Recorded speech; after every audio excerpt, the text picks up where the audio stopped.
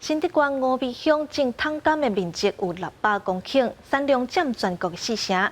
今年天气稳定，产量比去年加2成到3成，甜度上悬嘛超过14度。带观众朋友做伙来看卖。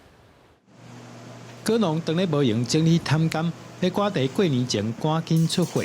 新竹县峨眉乡种汤柑的面积有600公顷，产量占全台湾40%。今年因为气候、湿度拢真适合汤柑生长，水分产品质比起去年是好真多。今年因为气候非常好哈，所以我们的产量平均多了2-3成哈。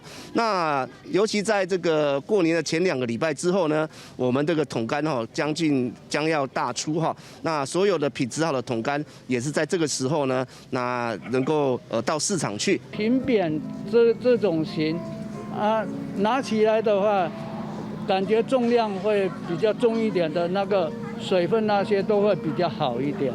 农会特别举办汤柑比赛，针对汤柑外形、甜度以及水分来去评分，落尾上悬甜度来到14.3度，总平均嘛有10度以上。桶柑是过年应景的一个非常好的一个农产品了哈，所以希望利用这一天的那个品尝会哈，来宣传我们的那么好的那个桶柑哦。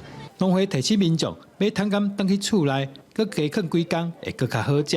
也欢迎游客过年到峨眉，享受清新斑果的趣味。记者刘君豪，新竹报道。